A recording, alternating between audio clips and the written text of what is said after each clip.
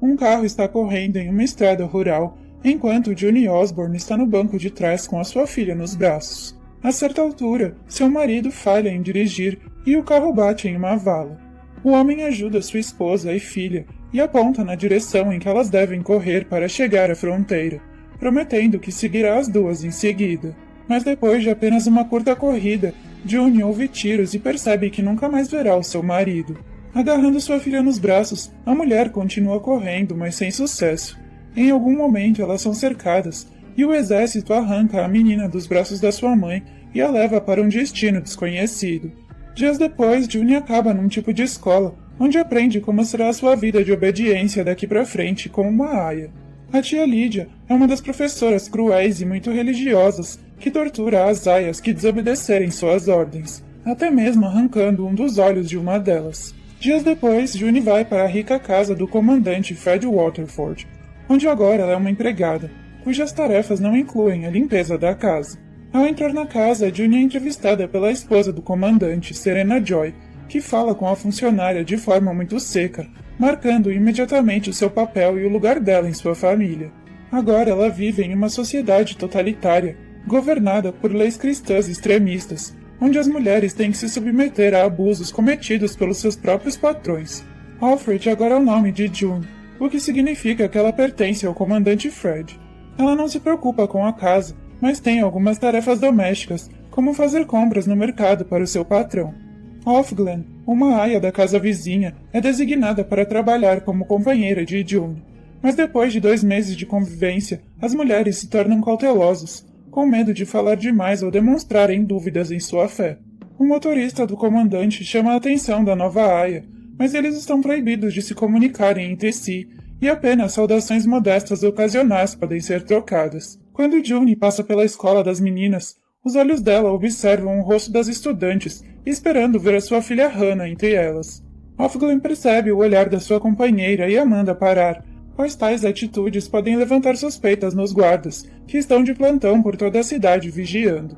No caminho de volta, as duas decidem caminhar pelo calçadão e ver aqueles que o novo governo acredita terem violado as novas leis. Um padre, um médico que trabalhou com mulheres grávidas e um homossexual, pendurados na parede da fortaleza. Olhando para tudo isso, June se lembra de ter sido trazida para o Centro Vermelho, uma instituição para aias. Entrando na sala de aula, ela viu imediatamente a sua melhor amiga Moira, de quem tinha sido amiga durante anos antes do golpe de estado. Moira se sentou à sua mesa vestida com um longo vestido vermelho e boné branco, parecendo uma freira estranha, e ouviu a palestrante tia Lydia falando sobre quanta imoralidade havia existido antes do novo governo. A tia disse, entusiasmada, às suas alunas que cada uma delas tinha a grande honra de se tornarem servas e terem filhos para os líderes do país, porque no mundo de hoje, devido a problemas ambientais, apenas uma mulher em dezenas pode dar à luz a um filho, e ainda menos pode ter um filho sem nenhuma doença. Portanto, as esposas dos comandantes, milionários e governantes são na maioria das vezes incapazes de continuar a sua própria linhagem, e as famílias recorrem aos serviços dessas aias. Nem todas podem entrar nas fileiras das aias, motoristas ou empregados. Aqueles que foram pegos em um estilo de vida frívolo, cooperando com a medicina genética ou se relacionando com pessoas do mesmo sexo, são na maioria das vezes exilados para as colônias, para o processamento de produtos químicos, onde acabam morrendo rapidamente. Na primeira noite, June conseguiu falar com a sua amiga, e Moira promete ajudar a encontrar a sua filha, assim que elas conseguirem sair dali. Enquanto isso, ela aconselha sua amiga a seguir todas as instruções e não provocar um escândalo. Ao mesmo tempo, a garota que chegou com June é levada para o quarto. Como punição pelos seus comportamentos desafiadores, ela aparece com apenas um olho. De volta aos dias na casa do comandante, chega o dia da cerimônia. Como de costume, a aia toma banho e chega ao quarto do comandante, e da sua esposa que segura suas mãos enquanto seu cônjuge executa a tarefa na esperança de procriar. À noite, Janine, a garota com um olho, acorda a todas no quarto compartilhado, falando sozinha, e fica claro que ela perdeu a cabeça após o incidente. June tenta acalmar a sua colega de quarto, mas Moira ordena que a sua amiga se mantenha calma para que ela não seja pega e tenha uma chance de encontrar a sua filha. No dia seguinte, todas as aias estão reunidas na praça para uma cerimônia de iniciação e redenção. Lá, June descobre que Moira desapareceu. Ela tentou fugir e foi enviada para as colônias. O homem é levado ao palco e é acusado de ter tido um relacionamento forçado com uma aia, o que a fez perder seu filho com um comandante. O destino do criminoso é colocado na mão das aias, que ficam em um círculo ao redor do réu, e ao som de um apito podem fazer o que quiserem com ele. Após o segundo apito, o tormento do criminoso termina. Indo às compras, June decide falar com Ofglen, mais francamente do que os estatutos permitem.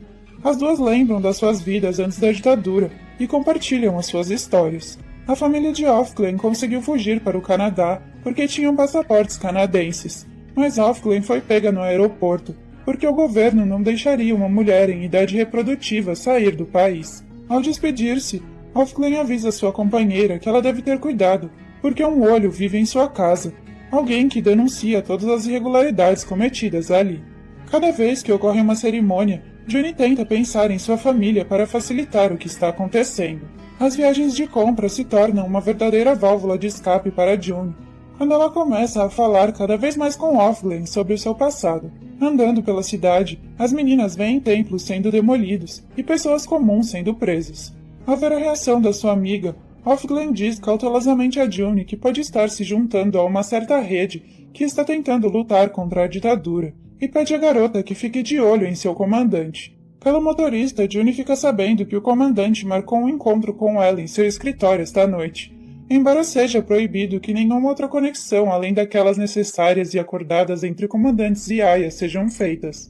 Além disso, como se suspeitasse de algo, o motorista diz a June que ela não deve se aproximar de Ofglen, porque ela pode ser perigosa. Mas enquanto a aia está fazendo outras coisas, todas as meninas são levadas para a mansão, onde Janine está prestes a dar à luz a um bebê para sua família. Enquanto o carro de parto transporta as aias, June se lembra que o seu marido a levou para a maternidade quando Hannah estava prestes a nascer. Ela também se lembra do quanto temia dar à luz a uma criança doente, e o seu medo cresceu quando foi descoberto que a menina era a única sobrevivente naquela noite no hospital. Na mansão, as aias rodeiam a mulher em trabalho de parto para ajudá-la a dar à luz o mais rápido possível. As esposas do comandante também estão lá, esperando que o bebê nasça. June diz a Ofglen que foi convidada para um encontro secreto com o seu comandante e a sua amiga promete descobrir com cuidado para que serve o convite. Janine está prestes a dar à luz, e enquanto as aias ajudam a fazer os seus últimos esforços, as esposas dos outros comandantes também apoiam a esposa, pois ela repete todo o processo simulando o nascimento da criança. Uma menina saudável nasce e é imediatamente entregue nos braços da sua mãe, que não é Janine, mas a esposa do comandante. Ninguém presta atenção às lágrimas da aia que acaba de dar à luz, e somente June se lembra do horror que passou quando tentaram sequestrar a sua filha Hannah na maternidade. Janine agora tem um quarto chique, pois ela precisa cuidar da sua filhinha. Segurando a sua bebê em seus braços, ela conversa com ela emocionada, percebendo que muito em breve elas serão separadas para sempre. No caminho de volta, Ofglen diz a sua amiga que não conseguiu descobrir nada sobre o encontro, mas dá os seus conselhos sobre como se comportar com o comandante no caso de uma reclamação ou acusação. June diz a sua amiga que o motorista acha que ela não deve confiar em seu comandante, e Ofglen não discute, confirmando que hoje em dia é arriscado confiar em alguém, já que violar as leis ditatoriais dá imediatamente um bilhete para as colônias. À noite, June chega ao escritório do comandante, mas para surpresa dela, ele não oferece nada vulgar, simplesmente a convida para jogar um jogo de palavras cruzadas, apesar do fato de que as mulheres no Novo Mundo são proibidas de serem alfabetizadas. Só por precaução, a aia cede e perde para o homem. Depois do jogo, o comandante promete repetir a dose assim que voltar da sua viagem à Colômbia. Pela manhã, June espera ansiosamente pelo seu passeio ao mercado para contar a Ofglen sobre o jogo noturno e a próxima viagem do comandante. Mas para sua surpresa, uma aia muito diferente a espera no portão, o que mostra que Ofglen foi substituída. Tudo retorna às mesmas conversas antigas sobre o tempo e as frases padrão permitidas. Tendo perdido a sua única amiga, June perde novamente a esperança da sua liberdade.